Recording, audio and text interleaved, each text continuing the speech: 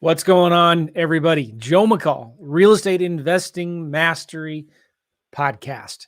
Glad you're here. On this podcast, we're going to be doing a part 2 episode with Zack Boothe. Zack Boothe is somebody I interviewed as I'm recording this about 3 episodes ago, where he went on a 40-day challenge. His goal was to make 40 grand in 40 days in a brand new market. And on the part 1, we dove deep into a lot of kind of why he was doing it, but not necessarily the how, maybe.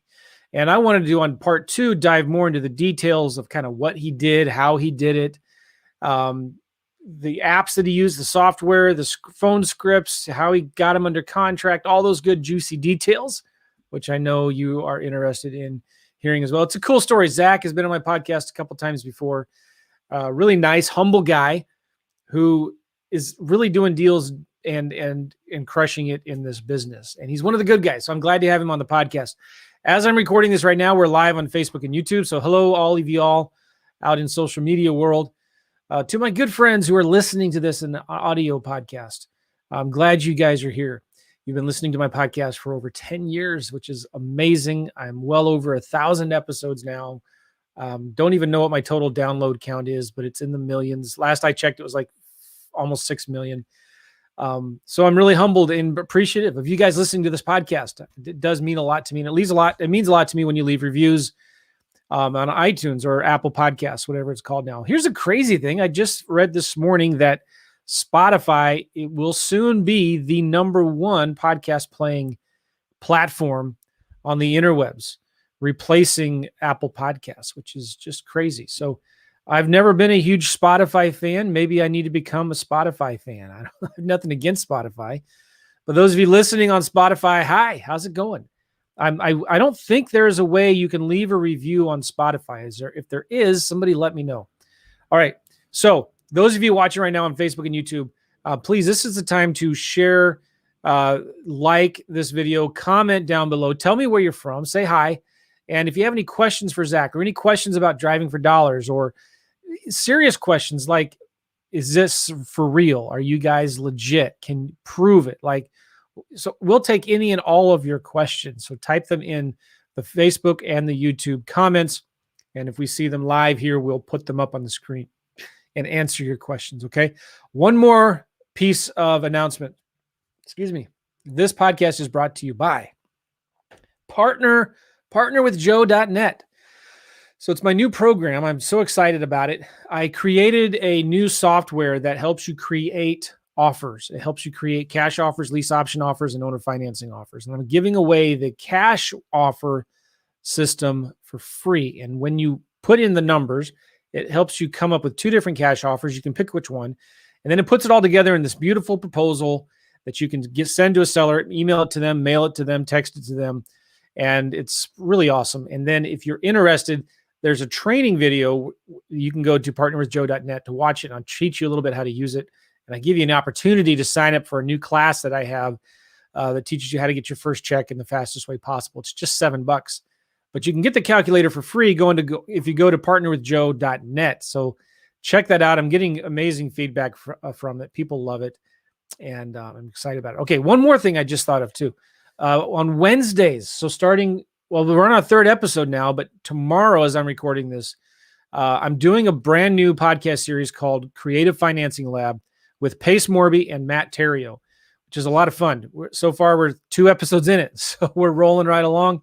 But it's going to be a weekly podcast series where we just get together and talk about creative financing deals. Pace is a legend. Matt Terrio is a legend. And so we get to come together once a week on a live podcast, and we're going to be answering your questions, talking about deals, all things creative financing, subject tos, lease options, all that good, yummy stuff. So join us live on Wednesdays at 9 a.m. Central, I believe. Wednesdays, 9 a.m. Central. Let me just get in here. No. 10 a.m. Central. So 11 a.m. Eastern, 8 a.m. Pacific. Okay. We're going to be live, and I want to get it to over 1,000 people watching live at once. So we'll figure that out, how to do that. But we release those again as an audio podcast later on all of our channels. Pace and Matt, they're just super cool dudes. I love hanging out with them, talking about business with them. And so you're invited to listen in. They're going to be a lot of fun. Okay, good. You ready to bring Zack on? Enough of the chit chat, Joe. Let's get right into the podcast. Let me see if I can find my mouse. There it is. And Zack, how are you? Zack Boothe, ladies and gentlemen. Doing great. Thanks for having me, Joe. Good to be back. Glad you're here, man. You're going to Alaska in a few weeks. I think you were just telling me a minute ago. Yeah. Just booked plane tickets to Alaska, and Friday I'm actually going to Tulum, Mexico as well. So a lot of play. Oh. That's awesome. I love Alaska. Yeah. I love Alaska. It's so cool there. All right. So on the last podcast, Zack, we talked about your trip to Florida, and you were supposed to be there for 40 days. It turned out to just be 28 days. You had to leave early because your wife's family had a little emergency in Brazil. Yep. And she was there with your kids. Yep. And visiting her family, right, in Brazil. Yep. And it was not easy. It was hard. It was hard, a lot of work, but it was just the emotionally hard part of being gone from your family. So you're there in Tampa in your new market. You're from Utah. You're in Tampa doing this challenge. You're driving for dollars, and you still had tremendous success. What are the latest numbers? Have you closed any deals yet? I think you're working on a couple. You have a couple more coming. What are the kind of final numbers now? And how long were you actually there in Tampa? Yeah, so I ended up being there about 27 days. I flew out day 28, but about afternoon of day 27 is when I got the information that my family all had COVID. My father-in-law was going to be hospitalized, and family's first always. And so I had to go get a COVID test to fly to Brazil. I had my passports for emergency situations if I did need to go down to my family. So just called it early, and called my cell phone company to make sure I can make calls while I was in Brazil just to do my follow-ups, which I actually ended up getting 2 contracts while I was in Brazil just for my follow-ups, just from people I had talked to. Oh, the power of follow-ups. Yep. So, and I'm sure there's more to come too from what I did. There's still stuff in my follow-up. But the grand total was we got 7 total purchase contracts. Nice. Between the 2 when I was in Brazil. So within the 40 days, I got 7 contracts. 2 of those contracts. So we want to break down each deal, how much I made. Okay, so let's start with the ones that didn't work out, right? Because in this business, sometimes it doesn't work out. So let's talk about those. So I got 2 of those that didn't work out. The first one was a completely vacant house. Hadn't had people living in it in like a year and a half. Didn't need a ton of work, and put it under contract. I knew I was a little bit high, but I thought I could pull probably 10 grand, which I did. I got a purchase offer for 10,000 from a larger investment company. So I was going to make $10,000 on the assignment. But once we were going through and doing the inspections, there was some mold that was found and some other things that happened. Ended up to where I just couldn't make any money assigning the contract. I tried to renegotiate with the sellers. They wouldn't have it. So I had to cancel that agreement. So that was kind of a bummer. The other contract that didn't work out, I'm pretty confident I could have made anywhere between 20 and 40 grand assigning it. I was good on price, condition, everything was there. But when we did the title work, there was a judgment against the owner of the house for $70,000. And that judgment wiped out all of the profits for her and all the profits to me. And it just was upside down. They're probably they're over a year now in default on the mortgage as well. So that deal will probably end up in foreclosure, which is so terribly sad because she only owes, I think she owes like 130 on the mortgage, but with all the, not paying the mortgage in a year, all the attorney fees, all the backed interest payments, pre-foreclosure expenses, of course, and then also the judgment, she's just upside down at this point. So, which is just too bad. I feel bad for her, but a lot of people actually, it kind of brings me to the point. A lot of people think that we only do deals with people that are down on their luck and are really behind on their payments. And I hate those deals. They're the worst deals ever. There's always judgments. There's always liens. They're the hardest ones. My favorite is extremely wealthy, extremely well-off people that just don't want to deal with them. Right. They know they're giving away at a discount. A lot of them have done more real estate deals than me. Those are my favorite leads. Right. Yeah. So anyway, so those were those 2 deals. And then day 4 of the challenge, my favorite day of the challenge, if you guys want to watch just one episode, day 4, I got 3 purchase contracts. So all 3 of those are working out. And that was, I actually had him on my podcast. I interviewed him and his wife the other day to have him on the podcast. Really? Yeah, they're very, very wealthy people.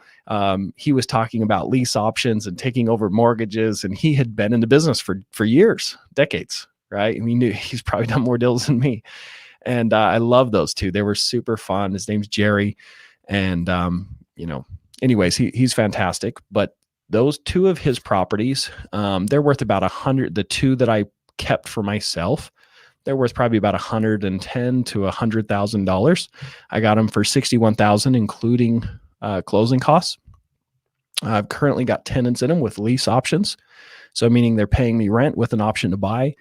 They're paying me about $800 a month in rent, and the option to buy is at $110,000. So I've got them with a mortgage broker. They're trying to repair their credit and plan on purchasing them. Awesome. So, those aren't wholesale fees. I don't necessarily think I can count that towards the 40 grand. I mean, that's $100,000 worth of money, long-term money that I have there or more. But then one of the properties that he sold to me, we're going to assign it. We have a buyer lined up for $15,000. We're supposed to close this week or next week. We had to get the tenants out. That was a requirement by the buyer. They had some bad tenants. We had to go through the eviction process. That's finalized finally. So we just got to close on it. So it should close this week, if not next week. So there's 15 grand. And then, so that's 5 of the 7. The other 2, one of them is closed. One of them, the one I actually got in Brazil, is already closed. That one from follow-up, my biggest deal, which is funny. We made $53,000 on that one deal, straight assignment. So that was kind of fun, right? Follow up in Brazil, $53,000 already. I mean, just that one deal, we hit the goal, which I was hopeful. I was hopeful we could get one big, one banger, to knock out the entire goal, and everything else would just be, extra frosting, right? Yeah. So we got that deal. And then the other one that I got, was an inherited property. And he was an educated guy. He understood construction costs. He understood that he could flip it. He had a flipper friend, but I offered the option of, hey, we'll pay for the probate. And if we can't close on it at this price, it'll, I'll be at a loss. It'll be your property. It's my non-refundable earnest money to pay for the probate and help you out. So that's what we did. We had to go through the probate process, which takes a couple months, right? So that has finally been finalized. The probate's been finalized. We found a buyer this week, actually, and we're going to make 30 grand on that one flat. This week. So we're going to close either this week or next week. I know we have to close fast, so I'm pretty sure it's going to close this week. And today's only Tuesday. So by Friday, it was supposed to close, is what our closing date was with our new buyer. So that's awesome. Yeah. So in just straight assignments, they're not all closed. One of them is closed for 53. The other 2 is another 45,000. So $95,000 in assignments. And then I have 2 rentals that will make me about 100,000. So total revenue, if you count all of it, it's going to be close to or over $200,000 in my pocket when it's all said and done. I love it.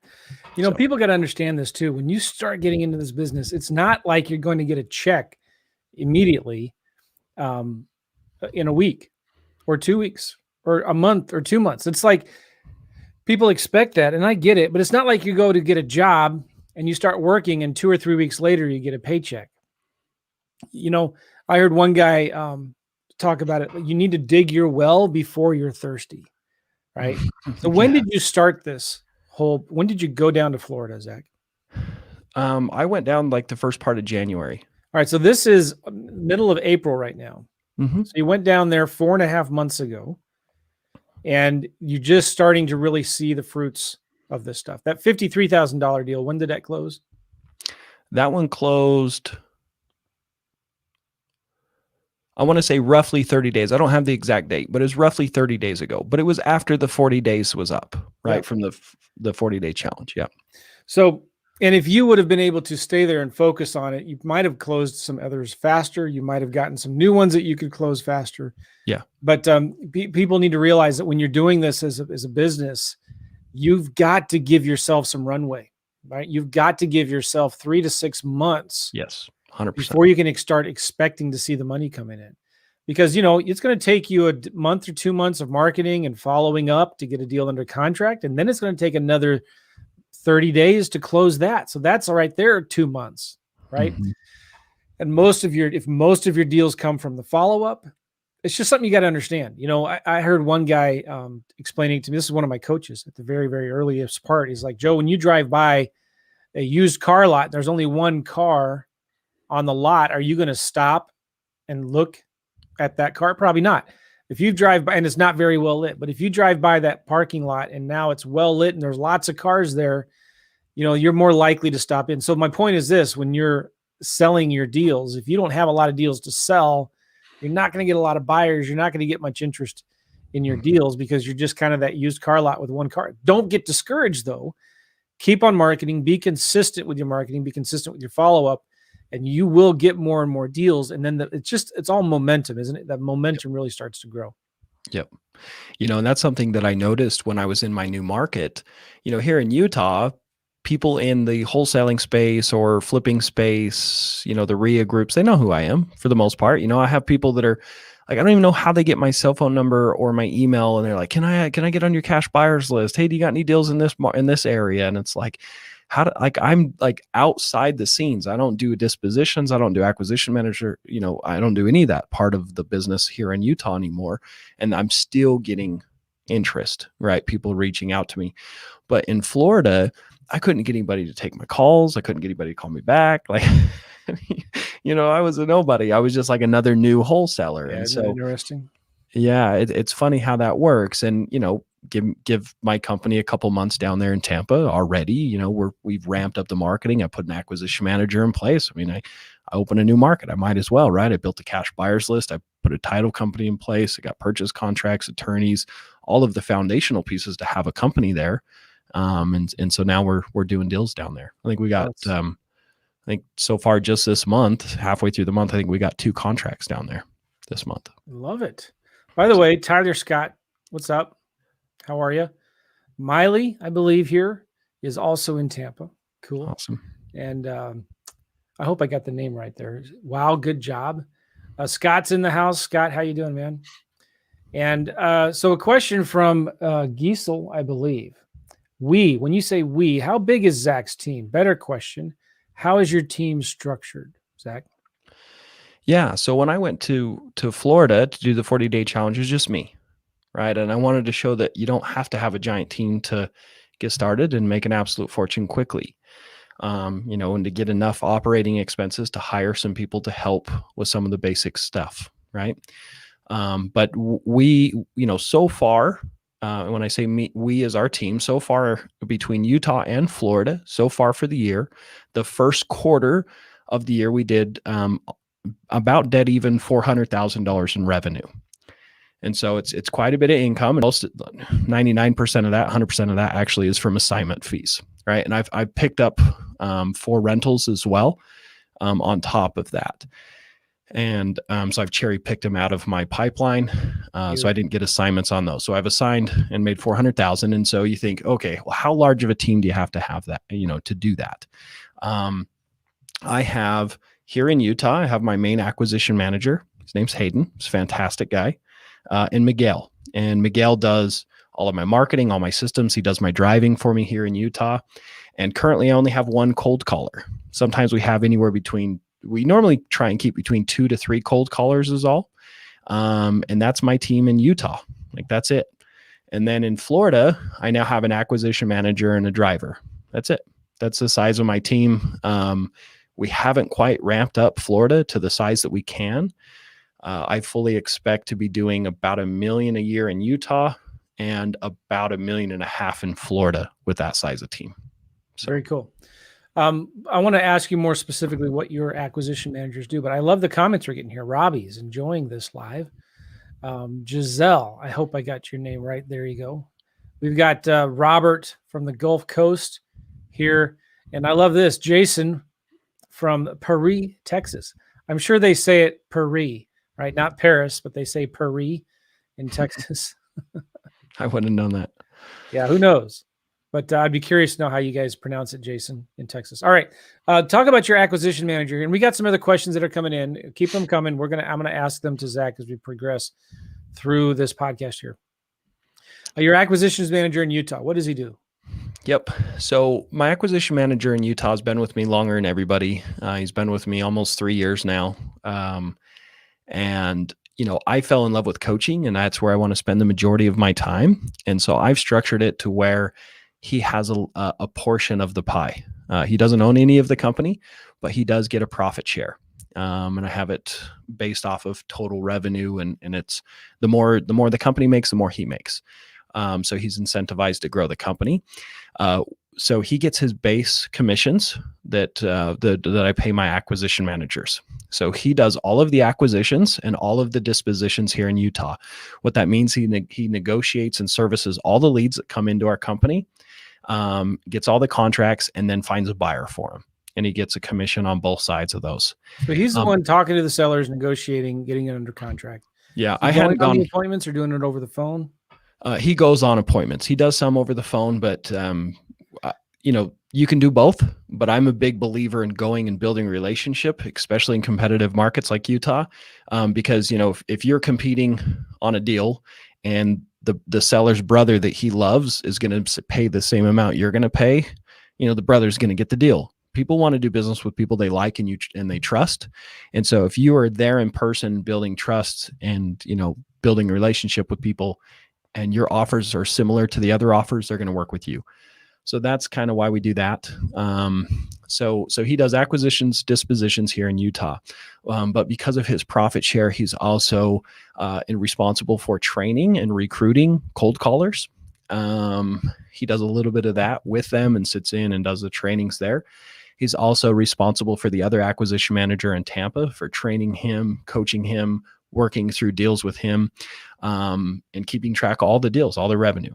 I honestly have no idea how many deals I have under contract right now. I don't even know. I don't need to know because that's his responsibility. I look at my KPIs, what our outputs were, what our inputs are, and I look at my financials with my accountant. And that's about all I have to do with the company now because of how did you find this guy? He's a major outdoorsman like I am. And we kind of grew up in the same neighborhood. His dad is a doctor and just a really well-off family, really great people. And I knew their family, and he has a brother that's my age, but he's like 5 or 6 years younger than me. So I didn't really know him growing up, but he followed me on social media, and I was posting pictures of big fish.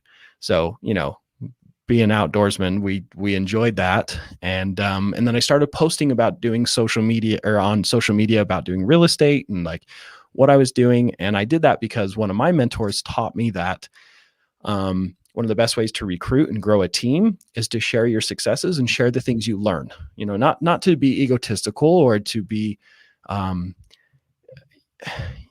to be flashy, but to share and add value to other people. Right? Not to be narcissistic, but to post things that could serve and help other people grow. And you might attract people into your company that want to help you accomplish your goals. And so I remember he actually messaged me, said, "Hey, what's this real estate shindig all about?" And that's kind of how it all started. So it was just a social media post that I posted, and he asked me about it. And I have a picture of him actually before I had my nice office space here. He was in my basement. I've got a picture of my little boy. He's like 4 at the time, hiding underneath his desk in my spare bedroom. And he's like cold calling there. So, he's been with me pretty much from the start, cold calling, doing whatever I needed him to do. How did you find your acquisitions manager in Florida? Yeah. So his name's Brandon Harvey. You can actually see his success story on my YouTube channel, but he was a student of mine there, and he quickly had a lot of success, and just my kind of guy, just really clicked with him. And he's really good at building relationships with people. And I really think that's the main part of acquisitions. Mm-hmm. And when I started this idea of the 40-day challenge, I, started reaching out to some people that I knew that were doing deals and said, "Do you want to be my acquisition manager when I leave?" And I reached out to a couple of people, and a lot of people wanted to grow their own companies and be completely in charge of what they were doing. But Brendan saw the value and decided that he wanted to be a part of our team instead of doing it on his own. So that's awesome. Yep. Cool. All right. So let's dive deep into the details of how you got these deals under contract. You've been doing deals a long time. You've done a lot of different kinds of marketing. Your favorite is driving for dollars and cold calling. Is that right? Yes, 100%. All right. So you went down to Tampa. What'd you do? First thing. Yeah. Well, before I went down, the only thing that I did is I made sure that I was legal. I got my purchase contracts and talked to an attorney. How did you get your purchase contracts? Yeah. So I have a purchase contract that I use here in Utah, but I got it from a real estate attorney that understands real estate wholesaling. Right. So I went and found an attorney in Tampa area that understood real estate wholesaling. And I found him through just finding out who the wholesalers were in that market, just from Facebook groups and that kind of stuff. And then I reached out to them and who they suggested. Good. Once I found that Why attorney, didn't you just use one of their contracts? Because I'd already paid $1,000 to have a contract built. Right. I just wanted them to review it and to make sure the contract worked. And so you sent your contract that you use in Utah to the Florida attorney, asking him to review it, or her. Yeah. I said, is this attorney fine? And that's what I suggest to my students and anyone listening in. If you need a purchase contract, you can get them for free. There's a lot of people who give them away. I don't, because I'm not an attorney. I don't want to open myself up to those kind of issues. But make sure you have an attorney review it for your state. And yeah. So, I had a couple different contracts and I had some issues with certain sellers, and it evolved into what we have, and I like it. So that's what we use. All right. So you started, you found a good contract. Yep. And you probably just started asking around and did you figure out a title company before you actually? Yeah, I knew of some, okay. I knew of some. We ended up that title company ended up being a nightmare. And even through the challenge, I was like, oh crap, this title company is not going to work out. And so we've actually since found a different title company because we're still doing deals down there. That's so normal, guys. So normal, right? Yeah. And every deal is completely different. If you're wanting to get into a business that doesn't have any challenges, where everything is super easy and always the same, go do something else, right? Yeah, definitely. I've had so many attorneys or hard money lenders or title companies or people in the industry who have said, this guy's awesome, this attorney, and property management company is amazing, this contractor is amazing, and you just have a totally different experience with them. So it's just goes with the territory, is my point. Yeah. And if you guys are in Utah or in Tampa area, reach out to me. I'm happy to share my contacts for who I found for attorneys, who I found for title companies. Nice. I'm happy to share. Yeah. None of that's a secret. They take care of me. They add a lot of value to my business. And so I'm happy to refer people to them. So we've now found a new title company. We've been trying out a couple transactions. They've been really good so far, but that might change. So here in Utah, we've gone through three different title companies. We absolutely love our title company and our officer that helps us there. So, yeah. Cool. So you had a contract, you had some resources there. Did you go out and try to find buyers first, or did you try to find sellers first? Yeah. So I'm, you can build buyers, and I'm 100% a believer, find buyers first. A lot of people disagree with that or say the opposite. Since I had 40 days, I had to do it simultaneously. Right. And so the way I built my cash buyers list here in Utah, I had networked and gone to the auctions steps, and I had gone to the RIA groups, and I'd done whatever I could to build a couple hundred cash buyers.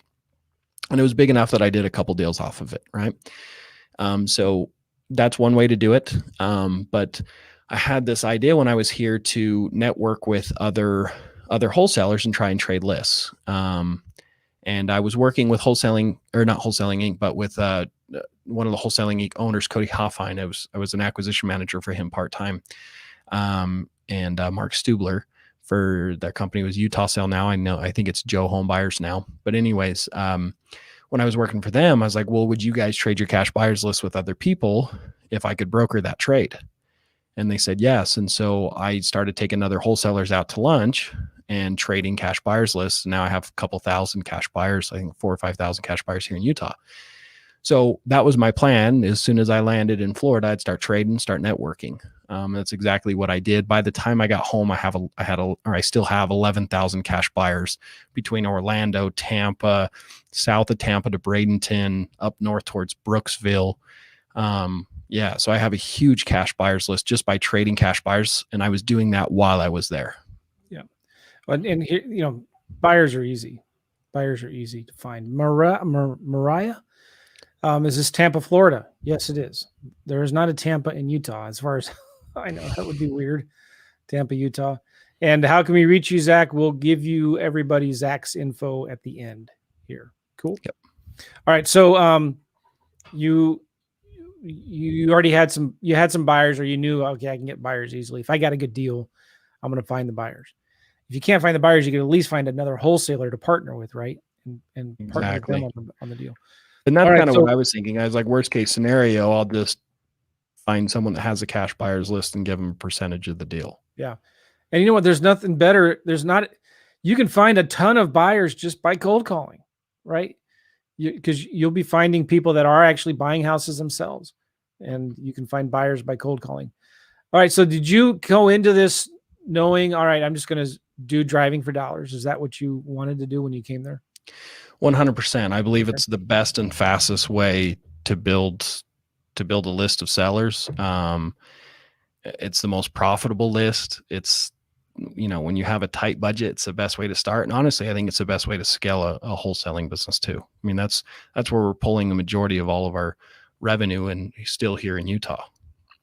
Okay. So what did you do? You first thing the next day, did you go driving for dollars?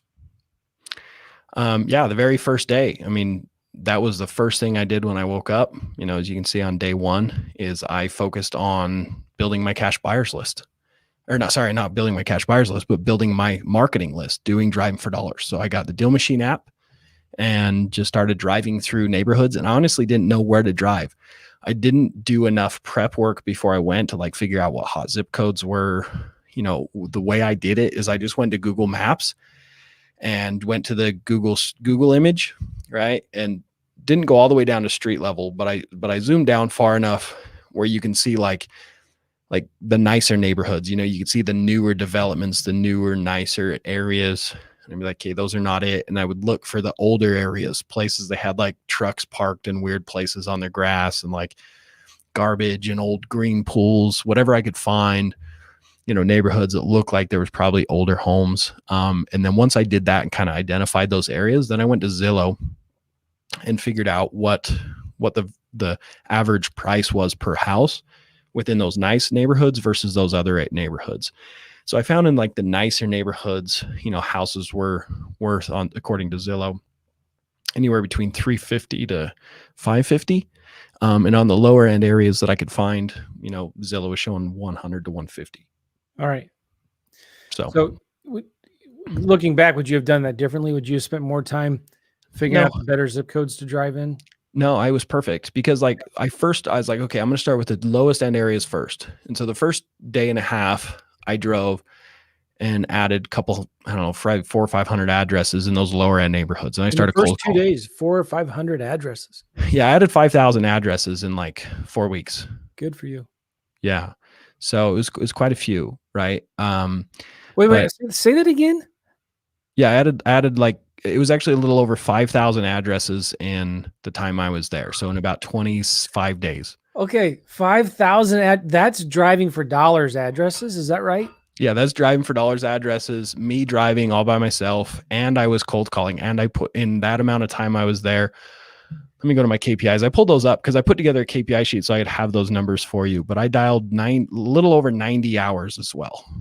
And I was still coaching and running my wholesaling business. You guys listening to this right now, you're like, oh, this doesn't work. All right. And I've tried driving for dollars. It doesn't work. How many houses have you put onto your driving for dollars database? Right? How many hours have you spent cold calling? How much follow-up have you done? How many offers have you made? Guys, it's not that complicated. It's a numbers game. And you want to get the results that Zach got, you got to put in the effort that Zach put in. Yeah, it was exhausting. My back hurts. As simple as that, isn't it? Yeah, my back hurts so bad from sitting in the car, because I bought this car because I know renting a car, I like my money, right? I feel like I'm a steward of my money. It's not my money, so I hate spending it. And so I actually bought a car. I bought this little Ford Fusion. I bought it at a discount to sell it for a profit when I got done. And did you? Yeah. But this, this car, it was so uncomfortable. I hated the seat. And you just rented a car, Zach. I could have just rented a car. It would have been a lot nicer. You should have. All right. You got over 5,000 addresses from driving for dollars, and you made over 90 hours of cold calling. And by the way, I'm seeing the comments here.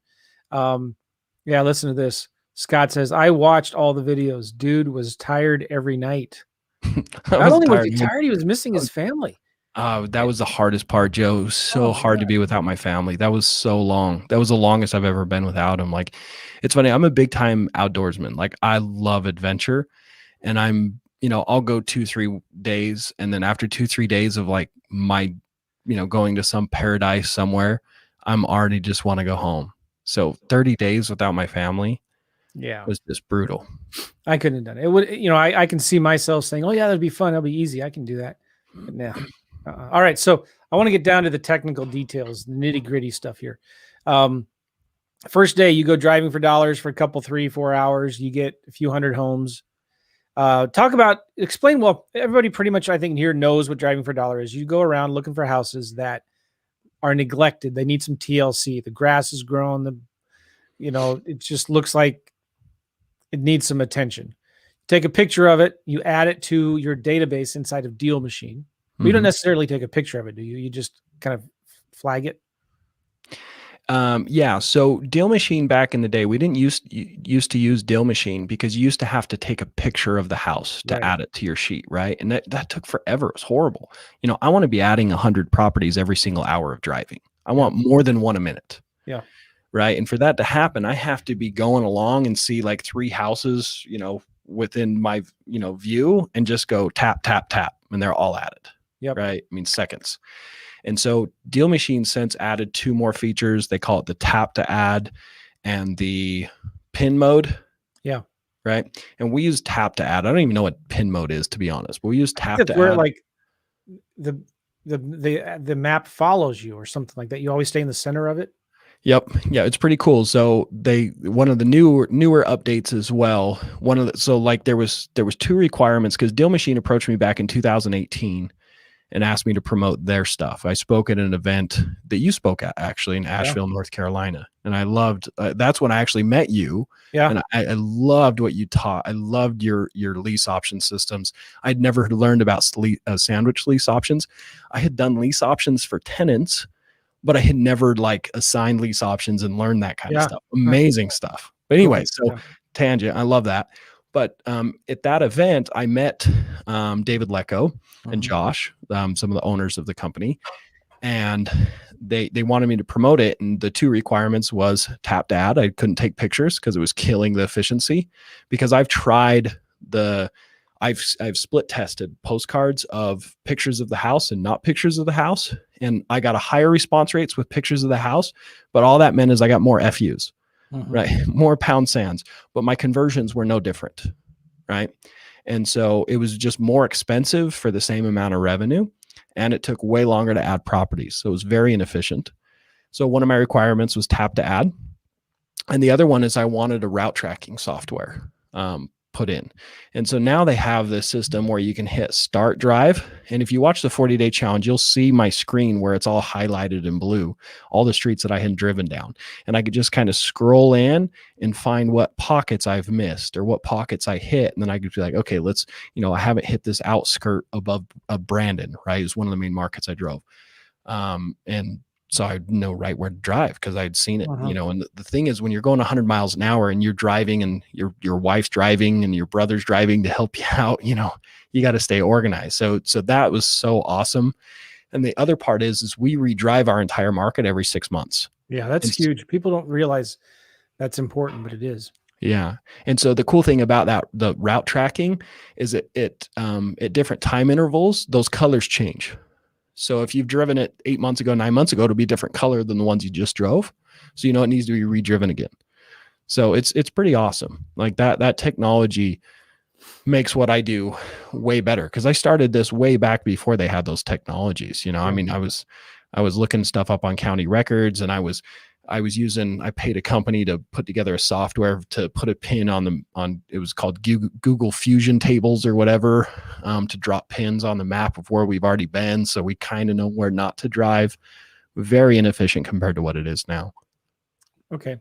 So you drive for dollars looking for houses that need some TLC. Maybe the shingles are missing, junk in the yard, just doesn't look like it's being taken care of.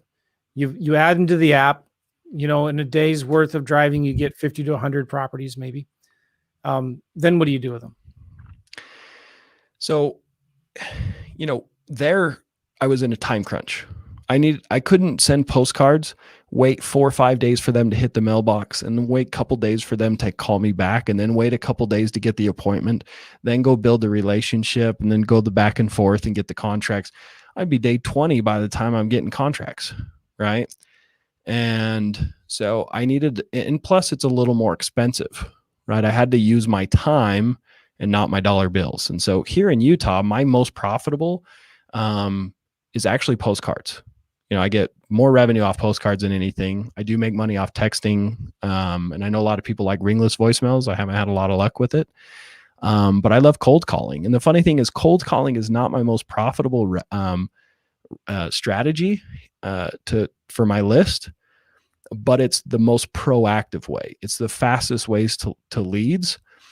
And one of the hard parts of cold calling is hiring people out to do it for you because they don't care about it as much as you. Like there's a lot of turnover with it. I've tried these outsourcing it to different companies outside the US, and it just has never been very good, but I love it. I remember the first 11 minutes I cold called, Linda answered the phone, went and got the contract that day and made $9,000. First 11 minutes cold calling ever.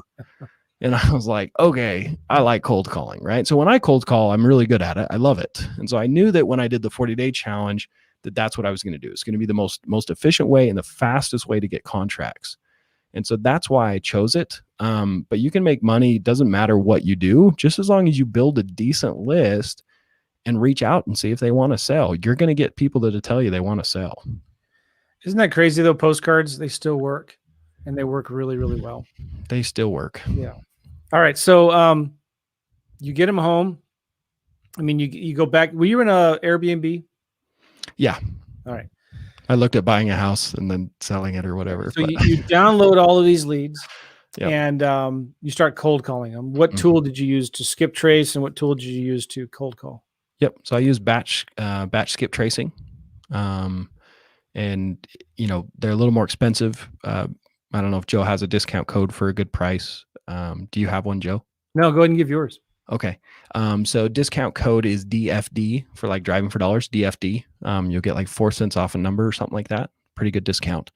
But that's a price I pay. So there you go. Hook you up. And then, so I use that for skip tracing. And then I know Batch has just come out. It's called Batch Dialer. They just come out and we're just testing it now. And it's actually a lot cheaper than Mojo sells. So I use Mojo while I was there. It's just a platform I knew. It's what we're currently using, but we're testing Batch Dialer. Some of the issues that I'm currently having with Mojo, just educational for you guys. I want to add as much value as I can here. Some of the issues that I have with Mojo is their analytics. Like it shows how many hours you dialed. It's very inaccurate, which is really frustrating when you're trying to manage a team or when you're trying to look at your own numbers. It's kind of a pain to connect with a CRM and those kinds of things as well. It's not the best tech in my opinion, but that's what I used is mojosales.com. And, but yeah, Batch Dialer has one that's like half the price now. Yeah. Very interesting. We use Mojo and we've been looking at different dialers, and there's just so many good tools coming out these days. Yeah. Oh, tech is just, it's funny how, and I haven't been in this business very long. You've been in much longer than me. And like, how much technology advancements have we had in this space in just the last 3 years, 4 years, Yeah. It's crazy.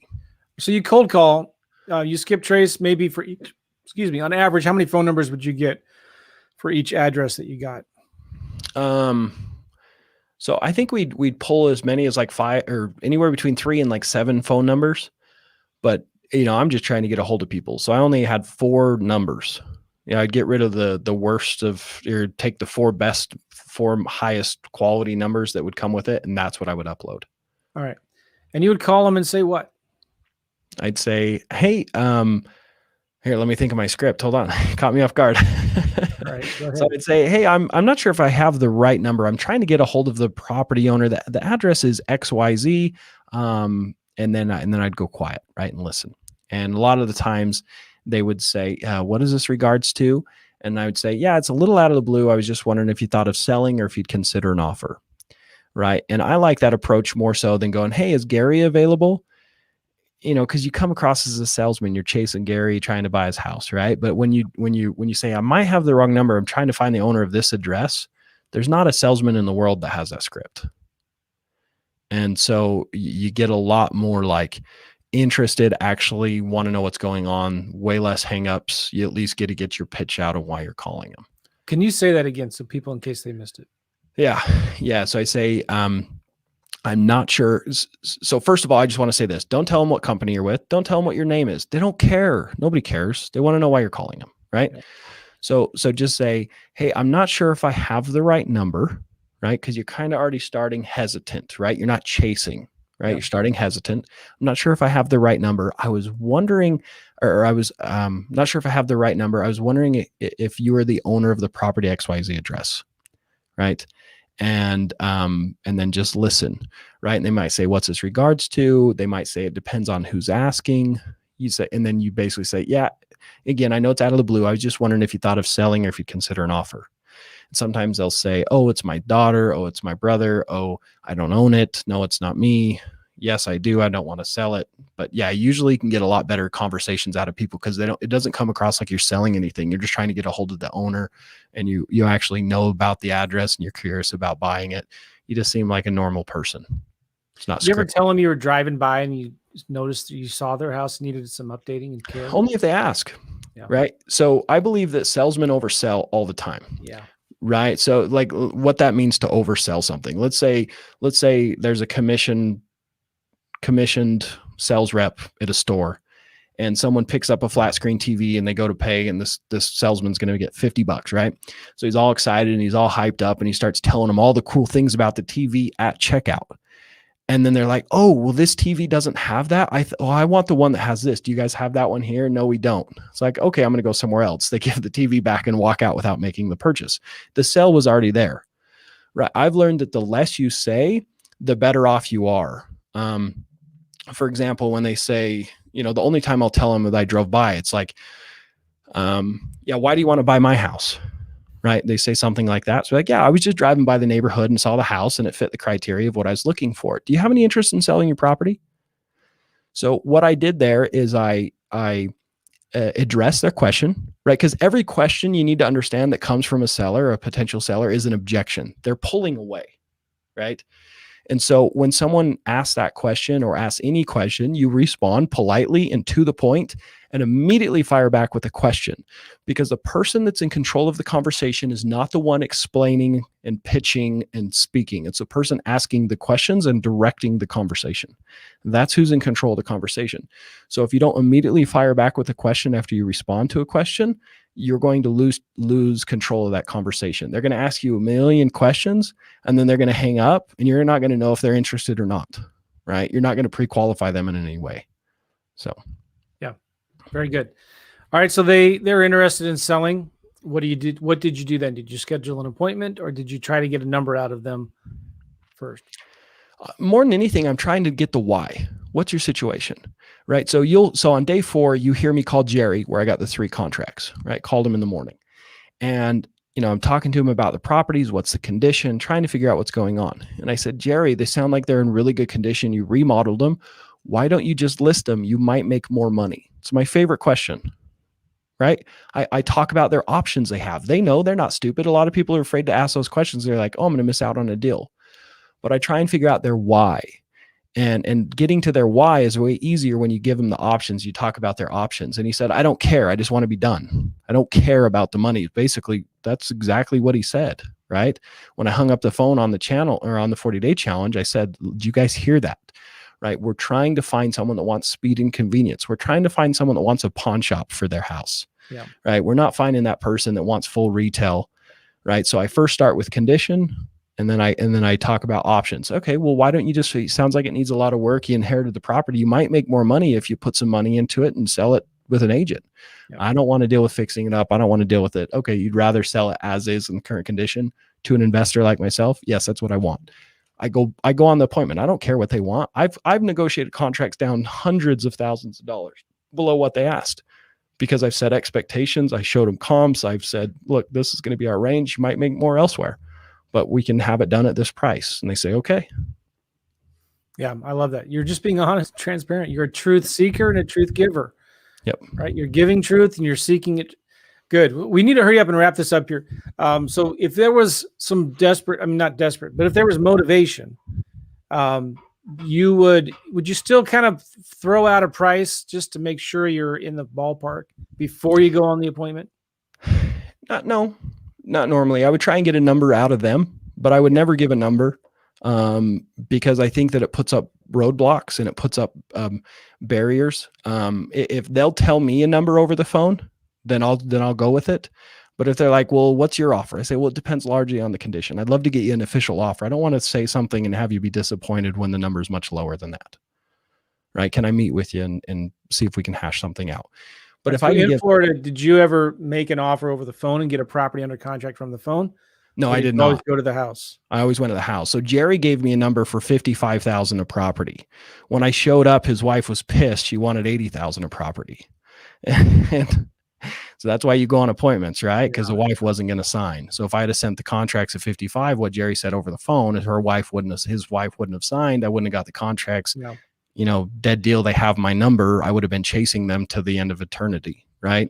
So instead of saying 100%, I can do your 55, I went and met with them in person, built a relationship with both decision makers, and we ended up settling at 60, right? Which was still very profitable. So, yeah. Very cool. All right. So you'd get the contract signed in person. Typically then you would go and okay. Yeah, probably 80% of our contracts are signed in person. I love it. Super simple. You're always going to close more deals when you go meet with them in person. Yep. And if you don't want to do it, then get somebody who does, like Zach's done with these 2 acquisition managers. And I want to be clear, you don't have to be in person. My first wholesale deal I ever did, I never met the sellers. They were out of state and gone. I had to use I didn't even know how to use DocuSign back then. I was terrified. I didn't know what the heck I was doing, but I made 10 grand. So it can be done. But I'm just saying it's more effective, and you get bigger deals and you get more of the deals and you beat out your competition when you go meet with people. Yeah. Very good. All right. We got to wrap it up. I'm up against the deadline here and I'm already late, but Zach, I so appreciate you being on the podcast. I think people have gotten a lot of value out of this. It's simple. Just take massive action, massive, imperfect action, right? If you want the deals, you got to put in the work. And if for Zach, it was just simply getting in the car, driving for dollars, and then making a lot of phone calls. And it's as simple as that, isn't it? I love it. And they can go to YouTube and find all these videos, right? 100%. Yep. What channel do they go to? It's DFD Mastery. So you just click that in YouTube, DFD Mastery. You can pull it up. There's also another way you can find it on my website. Go to dfdmastery.com and click on social media, and you can find all my social media links there. So there, I just put the links on YouTube. It's DFD. The channel is called DFD Mastery. They might be able to find it if they just look up your name too, Zack Boothe, right? Mm-hmm. Or if you go to DFD, that stands for Driving for Dollars, Mastery.com. Cool. Yep. I hope you guys enjoy the content. Yeah, this is really awesome. It's been super helpful, Zach. Have fun in Alaska, man. I will. I'm excited. It'll be a good time. Going up there for 10 days. I'm jealous. Yeah. All I'm looking at, it's St. Louis. It was really warm the other day. I was playing golf the other day, and there are huge snowflakes right now falling in St. Louis. So hopefully you have pretty nice weather up there, even though it's going to be in the late spring. All right. We'll see you, Zach. Take care, everybody. Bye-bye. Thank you.